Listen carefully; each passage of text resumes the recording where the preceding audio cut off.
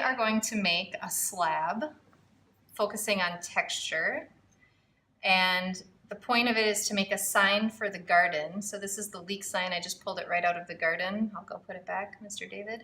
But we're going to score and slip, make a slab, add texture to the slab, score and slip some sort of feature item on here. In this case, it's a leek.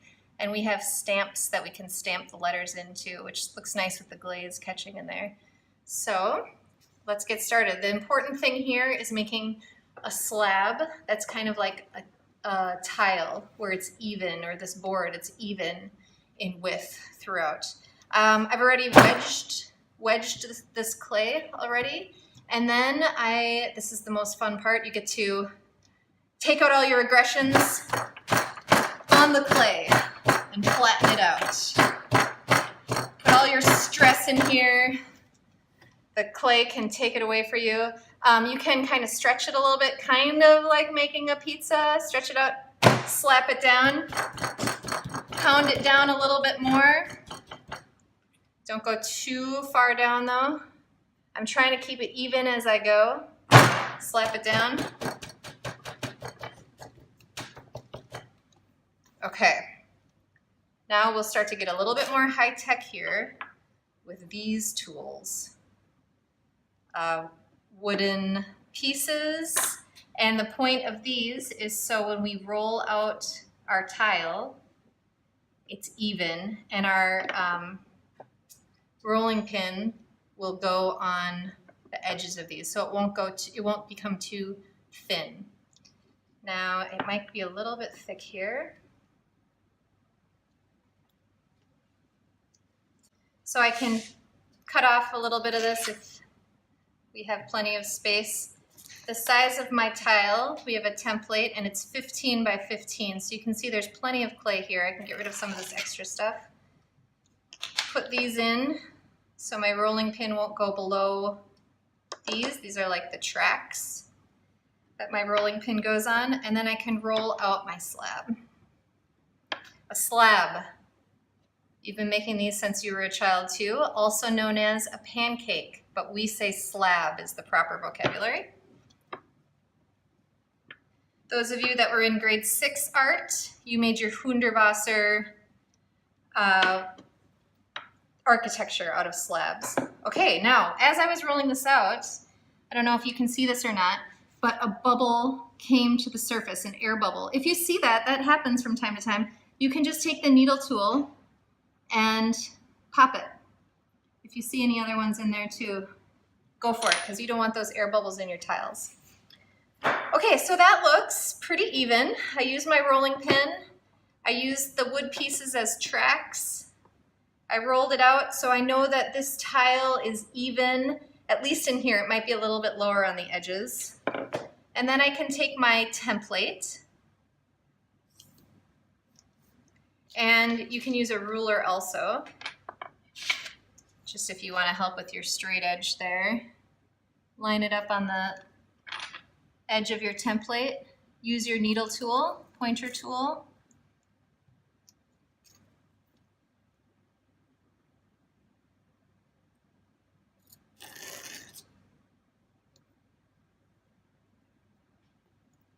Notice also I'm working on a board.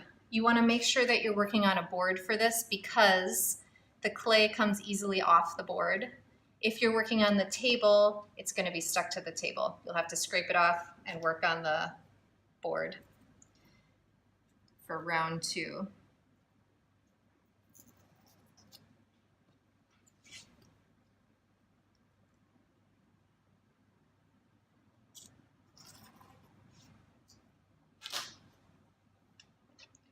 You can save these pieces. They can become your leek or whatever vegetable you have. Okay, and then you can take the template off, pass it on to the next person. If you were going to just make this as your tile, these edges would be quite sharp, so it's nice to soften them just by a light running over your finger with it lightly, and then your edges are softer. Okay, but looking at this alone, it would be very boring if you glaze this. There's no texture at all. So what you want to make sure and do is add texture. We're also going to add a border on there of about 1 centimeter, and you can, well, actually you can make your border as big as you want to. Follow your plan from your process journal. So you'll have a plan for this in your process journal that you're trying to recreate. I'm just going to roughly make a border on here with a ruler. Press it in.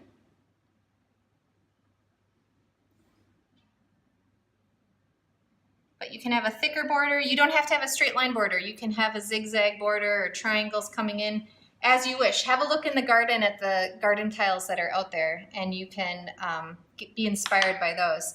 Okay, texture is really important for this. So we're going to use any variety of tools to add texture. You saw in the past we can use our tools to put some sort of texture pattern in there. Maybe I'll make that symmetrical, do the same over here.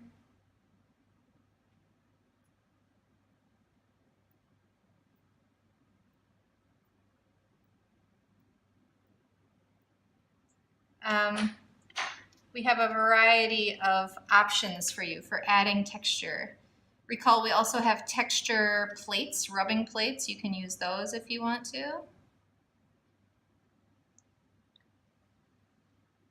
And it's okay, I'm pressing my tile down a little bit. I'm smushing it a little bit. Just a little bit, that's okay. We're not completely flattening it now after you have it even. So you can choose the stamps that you need. I'm gonna do leak, and I'm following my plan in my process journal. I go ahead and press that down nice and deep so it makes an impression. We have a variety of stamps you can use. If you have stamps at home that you want to bring in and use in the clay, you can do that too. Leak, there you go, leak. We can, at the end of class, you can make sure that your stamps go back in the right place. So we know we have the whole alphabet for uppercase and lowercase letters. Adding texture to your surface makes it more interesting. I'm going to add texture to the background as much as I can because I know that my glaze will look much more fabulous with any sort of texture. And we have all sorts of these. These look like waves and eyes. This one's like koi swimming. You could have that on there as well. And then other wooden rollers, you can add those in there. And then of course you can just use your wooden tools or whatever tools that we have in a creative way to make texture. We don't need anything fancy. You can make texture out of whatever you find. Just be creative in adding texture with your ceramics. Okay, so let's make the leak. You've done the research, you know what this looks like. I'm gonna make this just a little bit, I mean, as thin as I want to really. I don't want to be too thick on here because remember the 2-finger rule, if it gets too thick you risk explosion. So let me do my little leak here.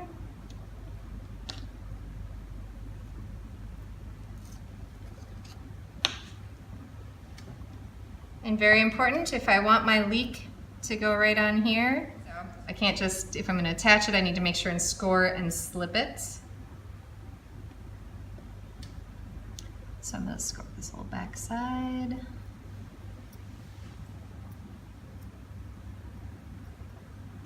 And then on here, just make a mark where to score and slip.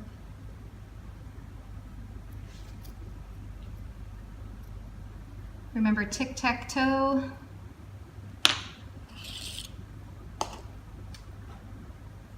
The nice globby parts.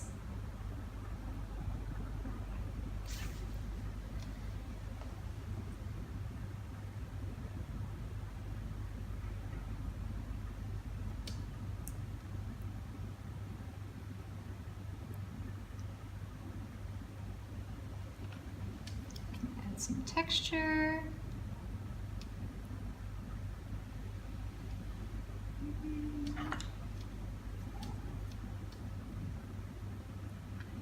When adding texture, it's better to press rather than to draw. So press in whatever texture you're gonna have there. And you can use your wooden tool to clean up, or your finger, clean up any globs.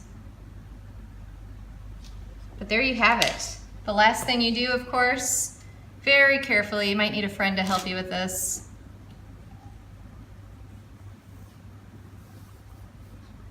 Write your name on the back, nice and clear, so we can find you. And then you can take it and set it in the proper storage area to dry. One last thing to add in there, you want to make sure you can attach your tile to a bamboo pole. And so this is done with 2 holes right in there that the wires come through and then attach to the bamboo pole. Maybe some of you have done this in gardening before. So we have a special tool here for making holes. And at the very end, you know, they'll be kind of somewhere in the center. You don't have to put it through your word or anything. But somewhere in the center of your tile, you want to press this in.